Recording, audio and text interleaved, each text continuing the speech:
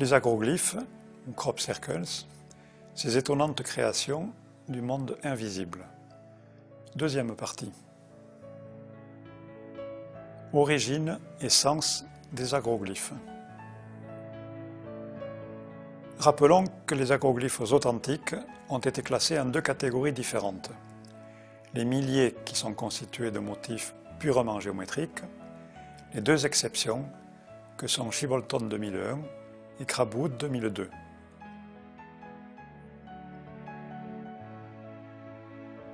Dans tous les cas, les agroglyphes sont des signes envoyés à l'humanité par des êtres intelligents du monde invisible, qui tentent d'attirer notre attention. Première catégorie, les agroglyphes à motifs géométriques. L'homme moderne n'a pas connaissance que d'autres êtres intelligents que lui-même existent sur Terre, ni que des êtres invisibles sont présents dans une autre dimension. D'où l'hypothèse qui vient naturellement d'attribuer ces dessins à des êtres venus de l'espace. C'est cette hypothèse extraterrestre qui domine aujourd'hui. Elle semblerait d'ailleurs être confortée par les deux exceptions de Shibbolethon 2001 et Crabwood 2002. Mais aucune confirmation n'est venue étayer cette idée, qui reste une hypothèse théorique, alors qu'une autre piste de recherche n'a pas été explorée. Les agroglyphes révèlent parfois des connaissances étonnantes, par exemple en mathématiques, ou sur l'être humain, ou sur le système solaire. Mais l'observation attentive de leurs caractéristiques montre aussi que leurs auteurs ne maîtrisent apparemment pas l'écriture. Ils s'adressent toujours aux hommes par un langage géométrique et symbolique, sans aucun message écrit intelligible, contrairement à Shibbolethon et Crabwood, et donc sans dévoiler leur identité. Pas de signature.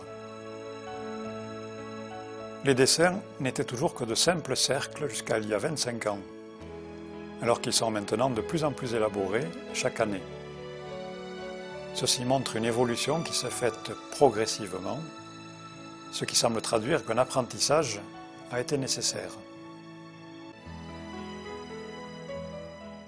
Le niveau de complexité des dessins diffère beaucoup selon les pays. Le support végétal du colza n'est utilisé qu'en Angleterre. Ceci semble montrer que les auteurs sont différents selon les pays et n'est pas compatible avec l'idée d'une origine extraterrestre.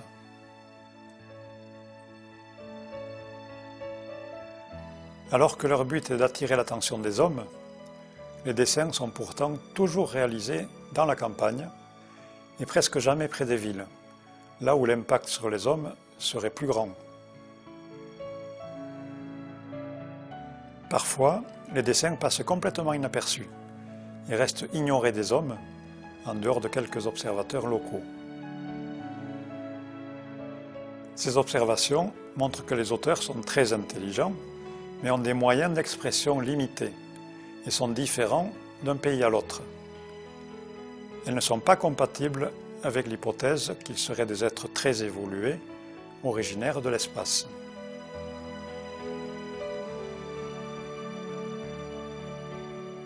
L'hypothèse extraterrestre doit donc être écartée, ainsi que l'autre hypothèse, parfois avancée, d'une origine humaine avec des technologies secrètes d'avant-garde.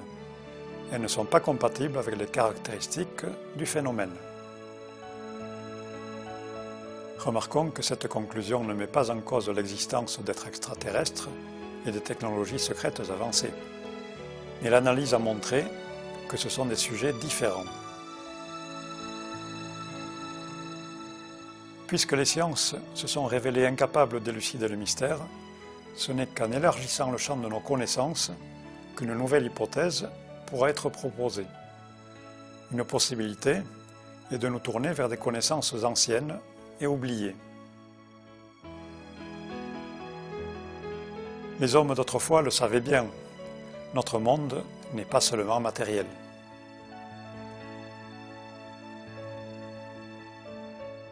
Le développement spectaculaire des sciences et techniques depuis quelques siècles a révolutionné notre mode de vie, mais il a entraîné la perte de certaines connaissances sur le monde des esprits en particulier. Les lutins, les fées, les elfes, les ondines, etc., qui animent les contes et les légendes de tous les pays, sont considérés aujourd'hui comme des fruits de l'imagination. Mais pour les anciens, c'étaient des êtres réels, car ils pouvaient les percevoir et ils les respectaient. D'ailleurs, même aujourd'hui, certaines personnes qui ont développé des dons de clairvoyance, et parfois les jeunes enfants, sont capables de les percevoir. Ces esprits de la nature sont décrits dans la littérature spécialisée comme des êtres immatériels, très intelligents et très indépendants. Ils se consacrent entièrement au service de la nature et ne se préoccupent habituellement pas des hommes. Plus étonnant encore, d'après le philosophe Rudolf Steiner, leur savoir est comparable à celui des hommes et leur compréhension du monde est même supérieure à la nôtre. Mais l'évolution de l'humanité depuis quelques siècles a fait que la vision des hommes sur le monde est devenue complètement matérialiste. Aujourd'hui, ils ne croient plus que ce qu'ils voient et ignorent ces autres formes de vie du monde invisible. Mais les esprits de la nature n'en sont pas moins présents, et le monde spirituel n'en existe pas moins. Toutes les caractéristiques des agroglyphes confortent l'hypothèse qu'ils sont créés par des esprits de la nature. En effet, ces dessins sont créés dans la nature, qui est leur domaine, et dans des champs cultivés par les hommes pour s'adresser à eux. L'intelligence est présente partout. Or, ces êtres sont doués d'une grande intelligence et ont une perception profonde du monde qui les entoure. Ils n'ont pas eu besoin de développer l'écriture, car c'est un mode de communication adapté au monde matériel et donc propre à l'homme.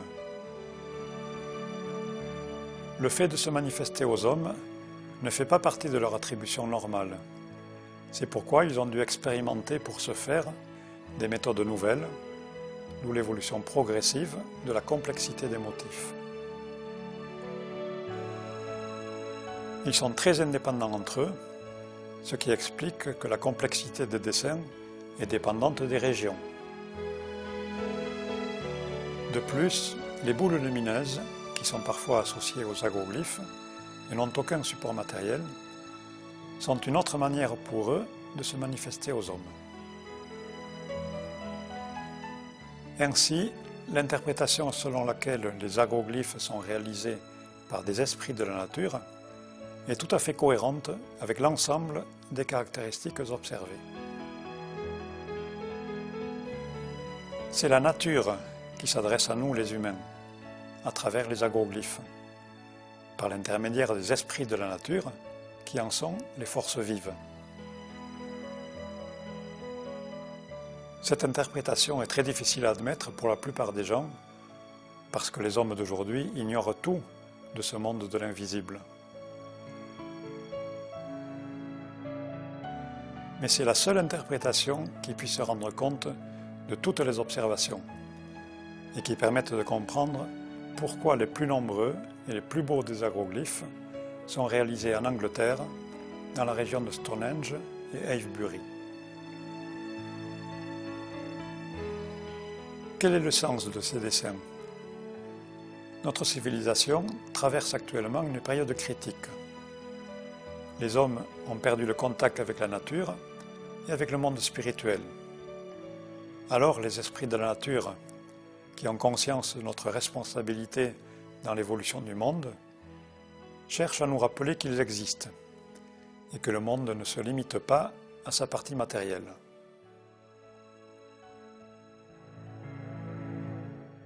De plus, ils souffrent eux-mêmes des multiples et graves pollutions de la Terre sous la pression de la civilisation technologique moderne et de l'égoïsme des hommes.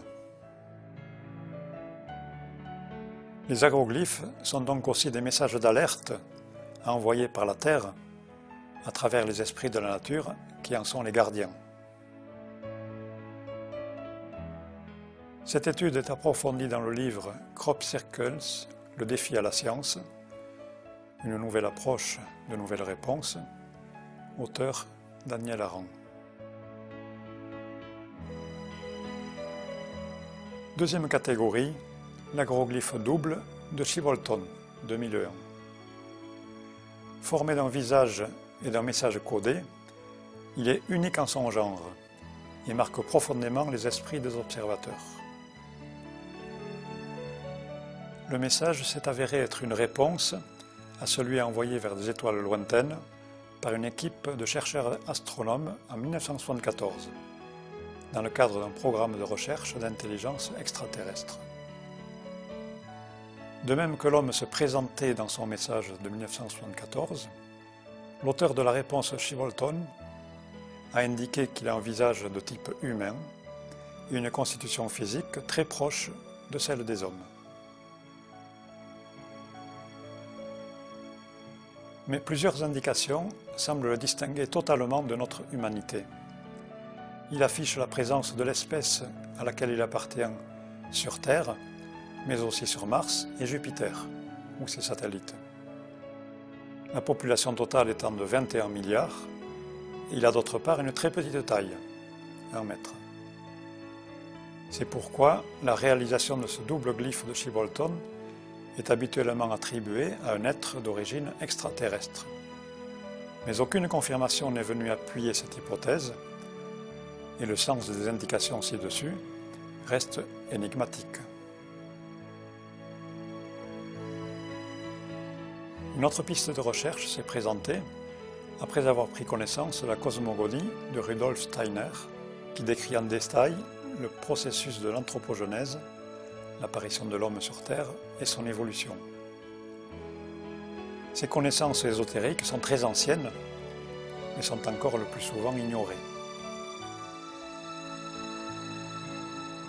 Et là, au vu de la correspondance parfaite entre les indications du message de Chibolton et ses connaissances sur la véritable nature humaine, s'est imposée l'interprétation selon laquelle l'auteur de Chibolton appartient réellement à notre espèce humaine, tout en se distinguant en étant parvenu à un très haut niveau d'évolution. Les indications du message permettent même d'en dresser un portrait étonnamment précis. Cette interprétation, surprenante dans un premier temps, est soutenue par la cohérence forte de l'ensemble des indications. Il a une portée considérable et nous amène à porter un regard nouveau sur la nature humaine. Le développement de cette interprétation, qui nécessite d'exposer préalablement des connaissances ésotériques, fait l'objet du livre Crop Circles, la révélation de Chibolton, auteur Daniel Aran. En conclusion, les interprétations nouvelles proposées pour rendre compte des origines des deux catégories d'agroglyphes sont cohérentes et confirmées par l'ensemble des observations. Elles s'appuient sur des connaissances anciennes et oubliées sur le monde spirituel et sur la nature humaine. Elles révèlent et traduisent la nature spirituelle du monde.